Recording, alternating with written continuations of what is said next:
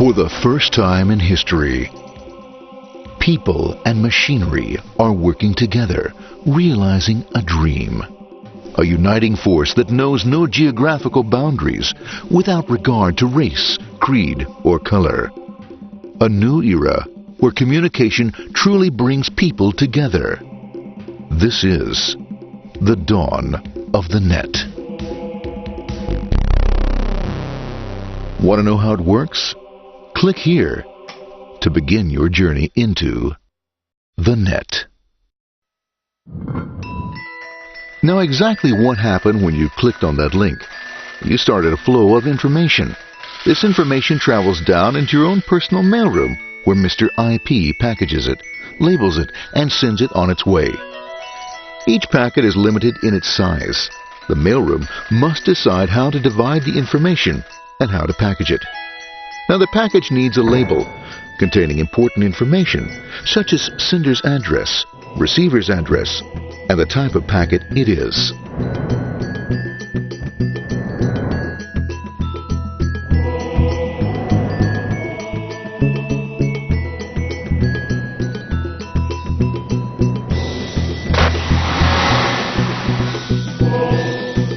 Because this particular packet is going out onto the internet, it also gets an address for the proxy server, which has a special function, as we'll see later.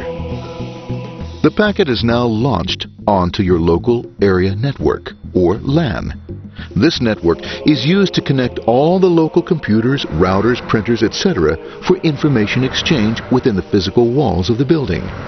The LAN is a pretty uncontrolled place, and unfortunately, accidents can happen.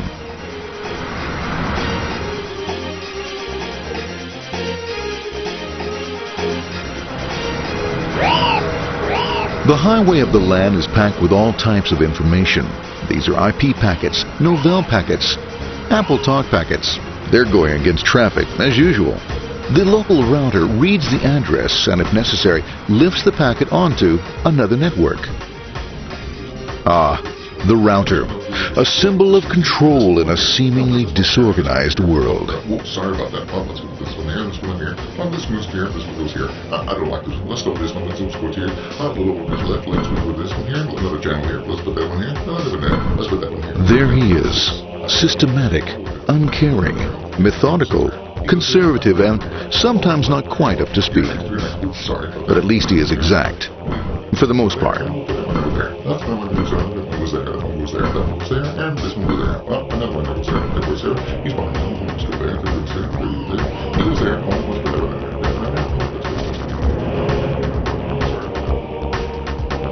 there. As the packets leave the router, they make their way into the corporate intranet and head for the router switch. A bit more efficient than the router switch plays fast and loose with IP packets, deftly routing them along their way.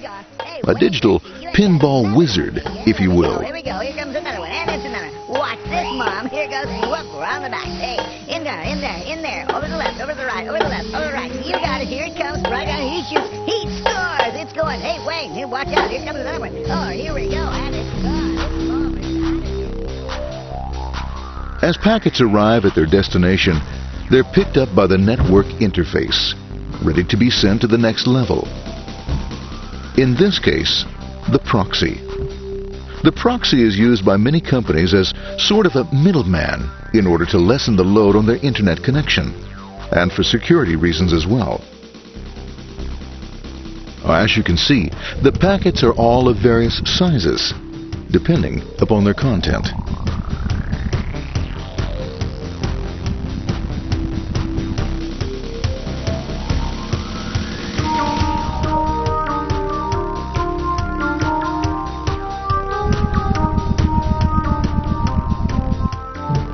The proxy opens the packet and looks for the web address, or URL. Depending upon whether the address is acceptable, the packet is sent on to the internet.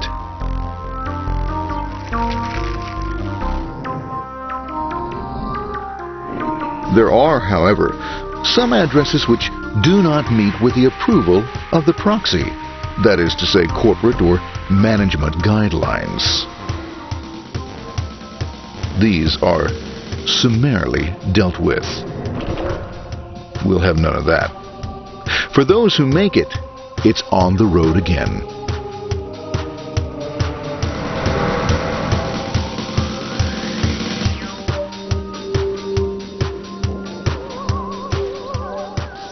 Next up, the firewall. The corporate firewall serves two purposes. It prevents some rather nasty things from the internet from coming into the intranet, and it can also prevent sensitive corporate information from being sent out onto the internet. Once through the firewall, a router picks up the packet and places it onto a much narrower road, or bandwidth, as we say. Obviously, the road is not broad enough to take them all. Now you might wonder what happens to all those packets which don't make it along the way. Well, when Mr. IP doesn't receive an acknowledgement that a packet has been received in due time, he simply sends a replacement packet. We are now ready to enter the world of the Internet. A spider web of interconnected networks which span our entire globe. Here, routers and switches establish links between networks. Now, the net is an entirely different environment than you'll find within the protected walls of your LAN. Out here, it's the Wild West. Plenty of space, plenty of opportunities, plenty of things to explore and places to go. Thanks to very little control and regulation, new ideas find fertile soil to push the envelope of their possibilities.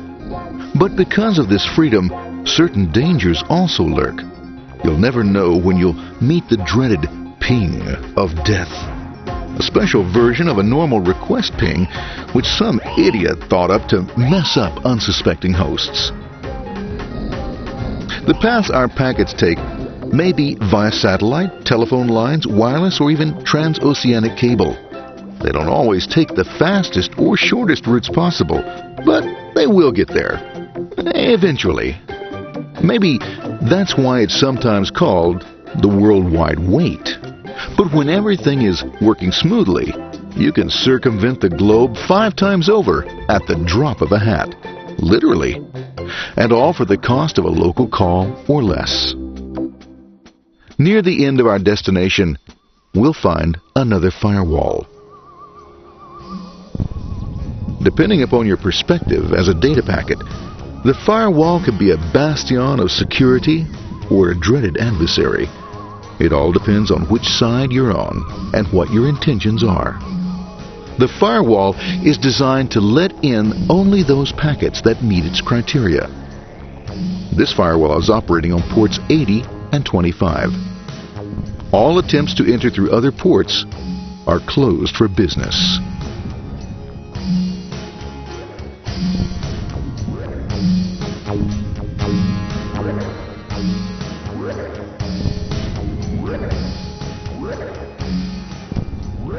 Port 25 is used for mail packets,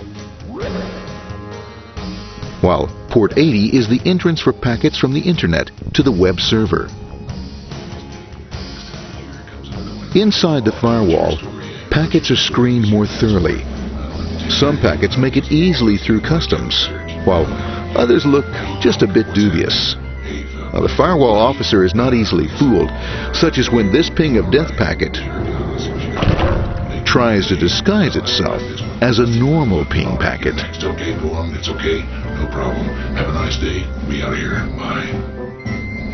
For those packets lucky enough to make it this far, the journey is almost over.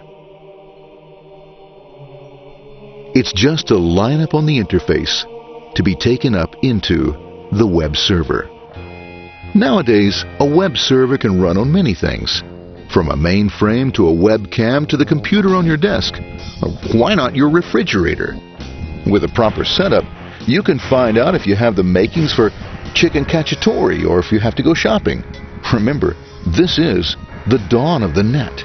Almost anything's possible. One by one, the packets are received, opened, and unpacked. The information they contain, that is, your request for information, is sent on to the web server application.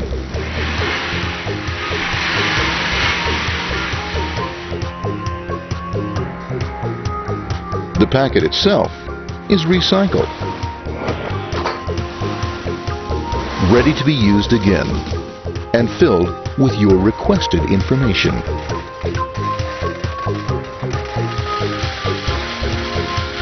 Addressed and sent out on its way back to you.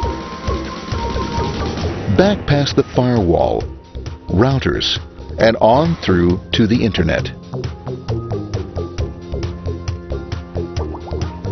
Back through your corporate firewall.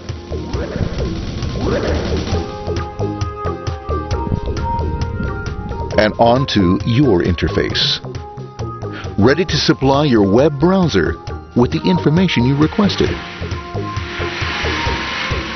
That is, this film.